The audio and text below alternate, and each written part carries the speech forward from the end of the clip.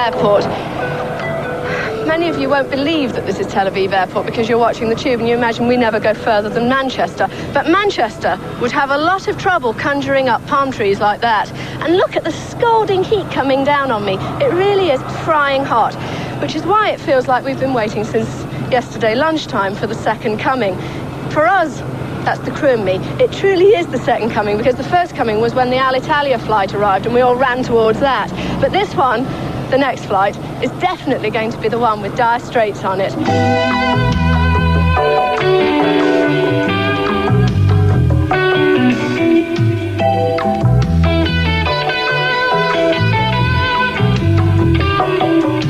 I'm a soldier of freedom in the army of a man. Oh, we are the chosen in the partisans. Well, the cause it is noble and the cause it is just. We are ready to pay with our lives if we want. Gonna ride across the river, deep and wide.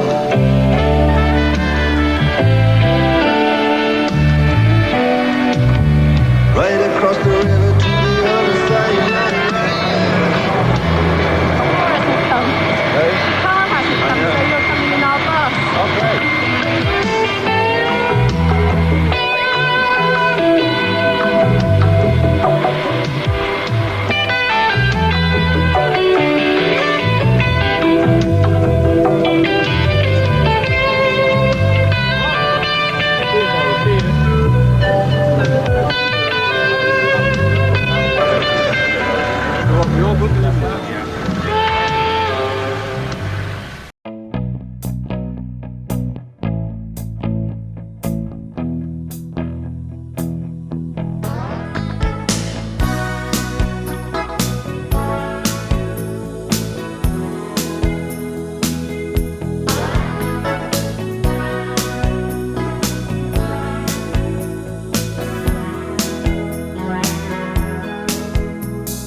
Here I am again in this mean old town, and you're so far away from me.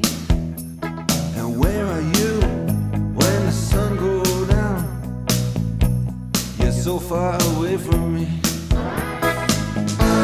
You're so far away from me. So far I just can't see. You're so far away from me. You're so far away from me. Alright. Where were you? We lost you. Yes, we got the second coming and missed the going. What an enormous boom you've got. What an enormous boom. Now, later on, we're going to be watching your press conference. Now, have you had horror? You've got horror stories of press conferences, haven't you? Yeah. Are they always awful? Yeah, they are really. They are really, yeah. The one in Italy comes to mind straight away, even though we just had one the other day. The one in Italy a couple of years back, because I mean, every time you go, the first time you go to any place, there's always a bit of a song and dance, and they were actually climbing over the tables and things. It was like Brave in the Onslaught, you know. They had the foot soldiers first, and then the photographers clambering over the reporters. It's true. And then eventually, these two Australians at the front, as journalists, I don't know what they were doing in Italy, sort of said, "Say to Alien, shut up!" And they did. They did, actually, yeah. So you're protecting yourselves this time against riots? Paul, We've issued a sort of stringent list of instructions Like about... what? Well, once the photographers are done, they should then stop and not carry on, because that's the problem when they're all clicking. When you've got your mouth journalists open? are, you know, and if journalists are trying to tape things, and they just get a tape which goes... But what sort of questions do you think they're going to ask? And what sort of questions do they normally ask? Like, From where did you get your name? every time, actually. Invariably the same What's ones. it like to be in Yugoslavia? What about the language barrier? I mean, the language here is written the other way around, and most people listening to you won't even be able to understand the words. But we're going to play the songs backwards. How did you get your name? What's Bob Dylan like? I was working with Bob Dylan. Absolutely inevitable. Different. It was fine. It was fine. Done it twice. What's the new record like? How is the new record different from the old record? Are you going to make more film scores? Are you going to be an actor? I'd like to do one of them. Is there anybody that you particularly like to play with? Yeah, hundreds. Musically. Oh, musically, no. And I get so tired when I have to explain. And you're so far away from me. See, you've been in the sun and I've been in the rain. And you're so far away from me. You're so far away from me. You're so far I just can't see. You're so far away from me. You're so far away from me. Take it out.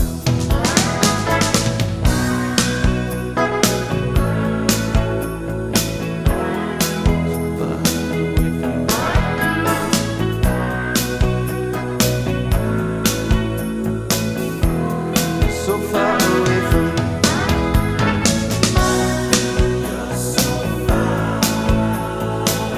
Oh, you're so far away from me.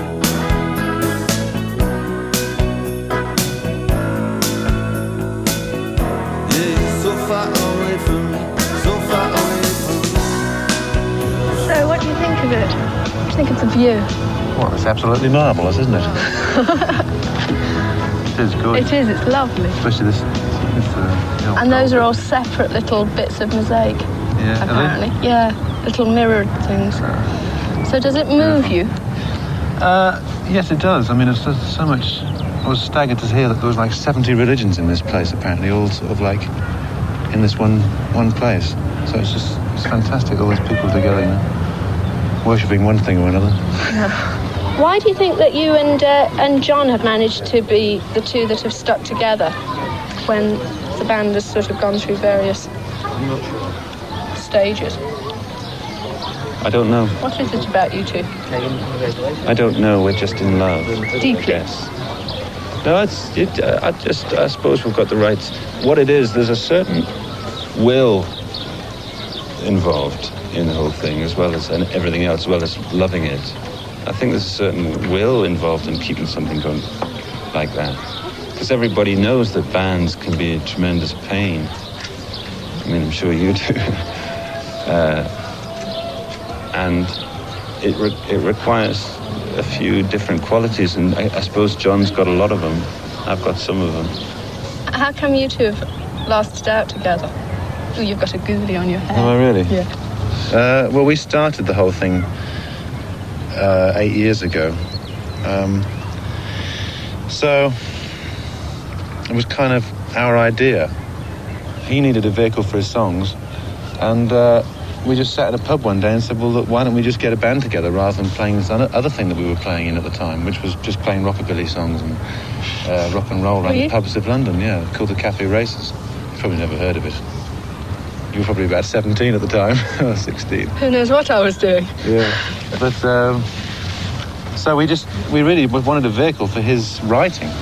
Do you think that a song's then very revealing of you?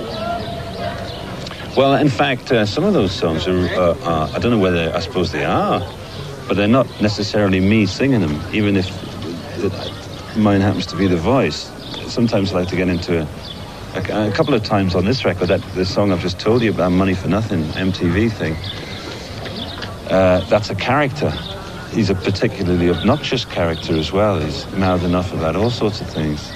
And in fact, I was pretty conservative about the language used.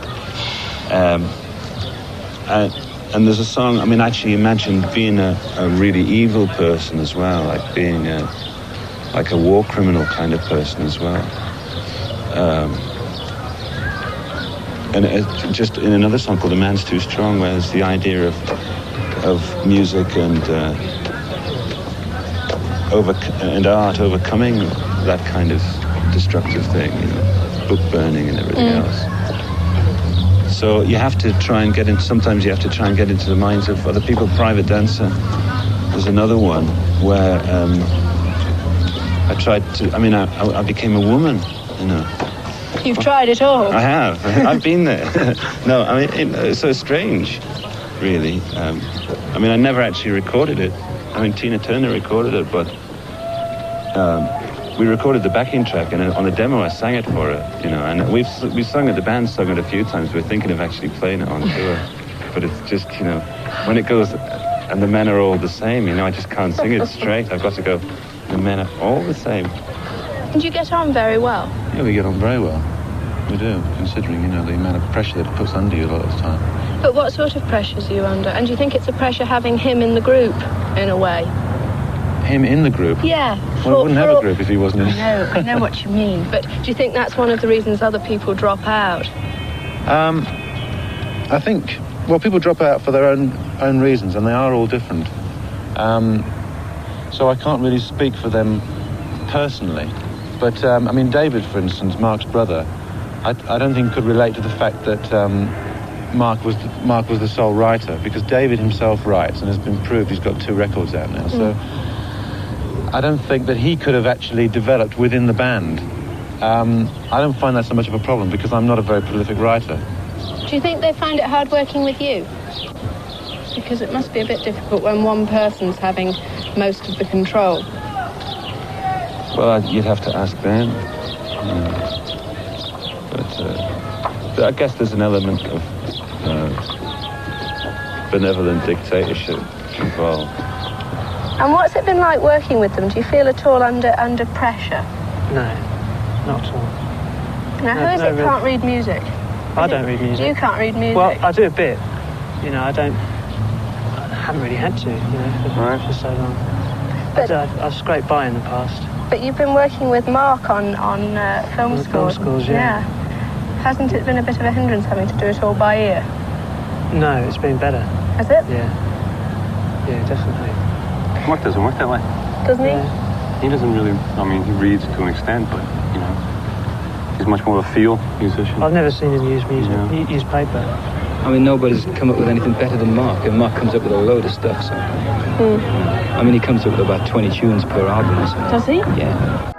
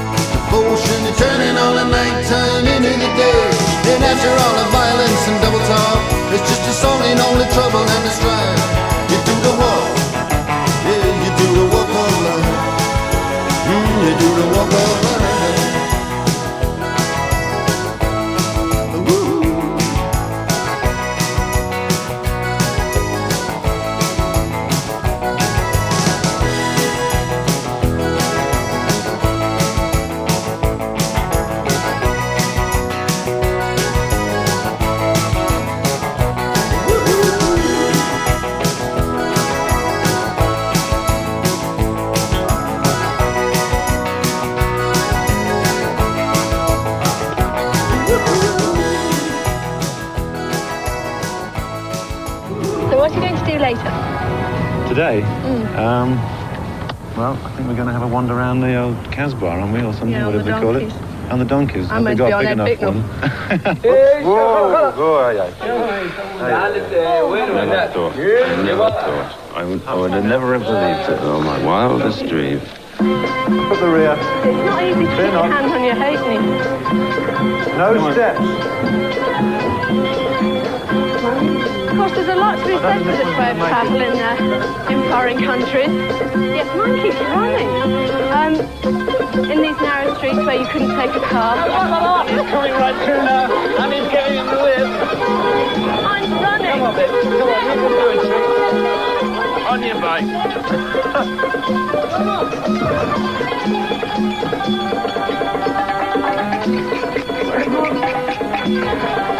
He's going to have no teeth left at the end of this.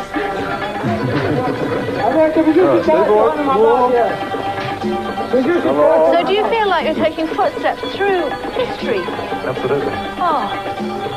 Through a pile of poo-poo at the moment.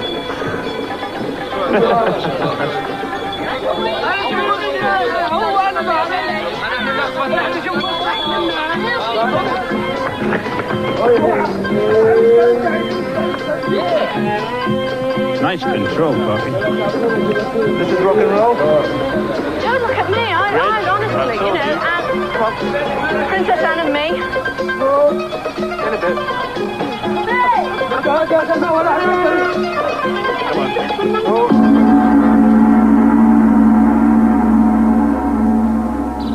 By comparison with the way that you play guitar, because like all the papers and everything always call you the guitar virtuoso and every other thing, do you find it then hard when you listen to music not to think, oh, I would have done that better, or they should have done it like that?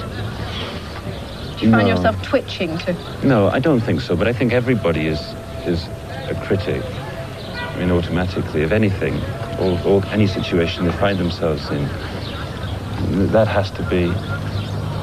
I don't feel happy with the virtuoso thing at all about the guitar. I have a decent touch and, you know, a certain aptitude, but I don't feel as though I know that much about it. And I feel, in fact, sometimes I get the feeling I don't know anything at all about it. And I just feel like a student of guitar, of music all the time, a student who's never gone to school, really.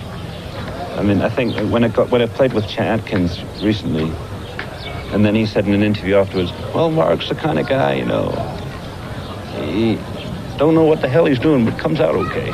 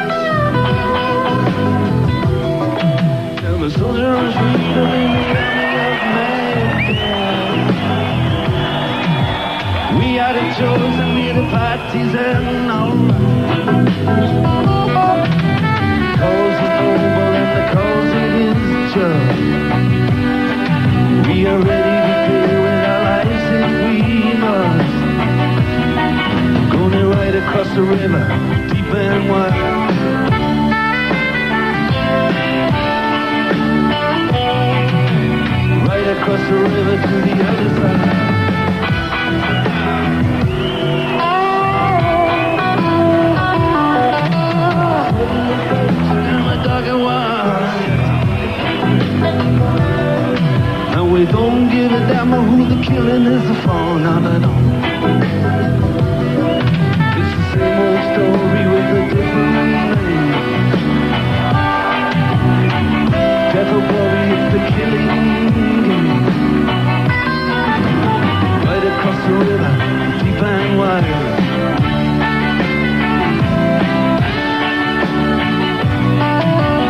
Right across the river to the other side.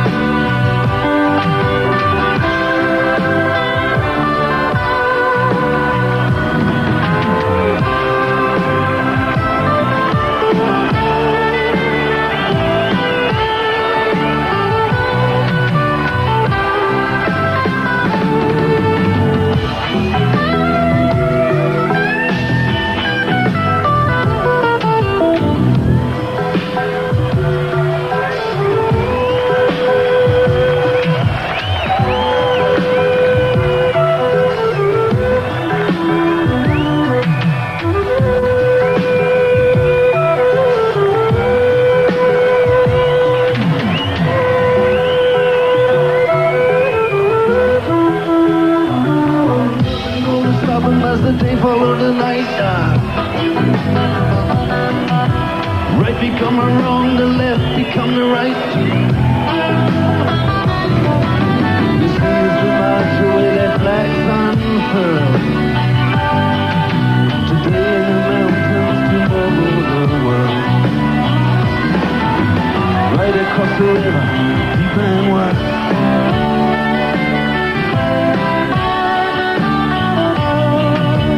Right across the river to the other side.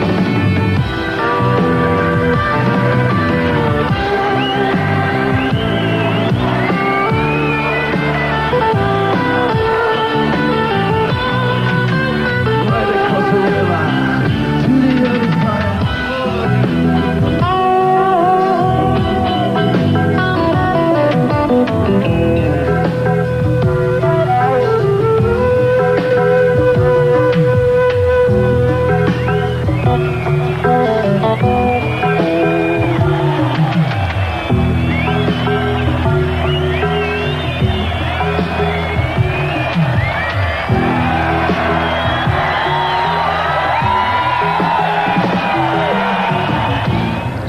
What do you think, though, since you've been here? What have you thought of it all? Well, the people are just fantastic. I mean, I think that's one thing that sort of comes across more than anything else is their sort of strength together. They all really feel so deeply for this country. I mean, you read about it in the newspapers and stuff like that, but when you really get it firsthand, it's a very strong spirit. It's an incredible vibe here. Yeah. You know, the people and the way they feel about what's going on here. It's a very unified feeling, which you don't get really anywhere else in the world. How do you feel being here? Or are you not conscious of it at all in relation to the songs you've just done? Well, for some reason, I haven't really been made that conscious of it. I mean, I guess... I suppose it's because of the way that we've just lived our lives for the past 2 days with press conferences and this and that and the other. I haven't really been made that conscious of it, of that connection. I suppose it's there.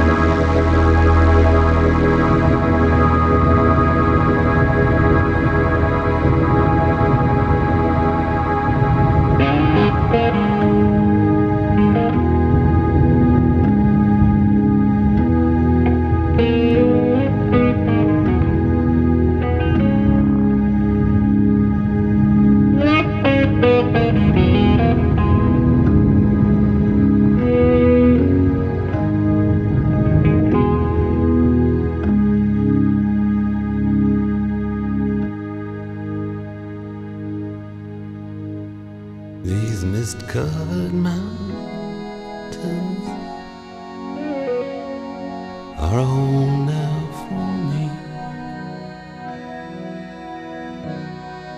But my home is the lowlands, and always will be. Someday you'll return to your valleys and your farms, and you'll no longer burn to be brothers in arms.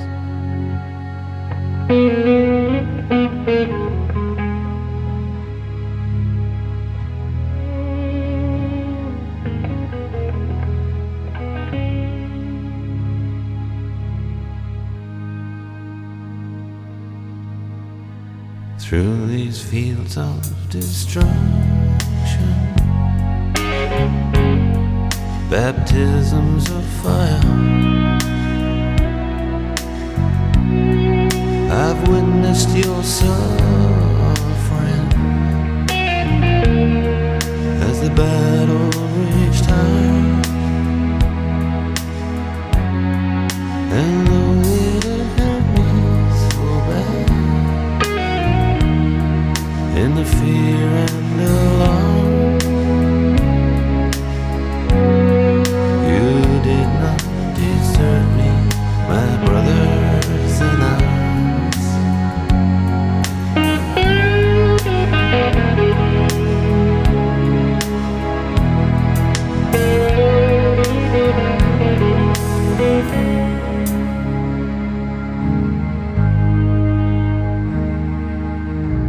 There's so many different worlds, so many different suns, and we have just one world, but we live in different ones.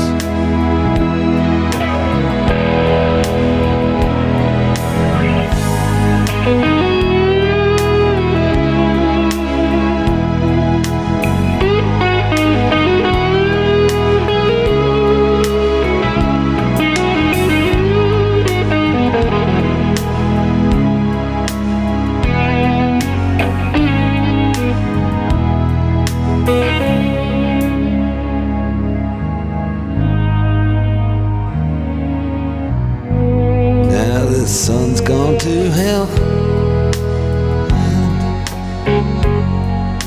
the moon's riding high. Let me bid you farewell. Every man has to die, but it's written in the stars. In every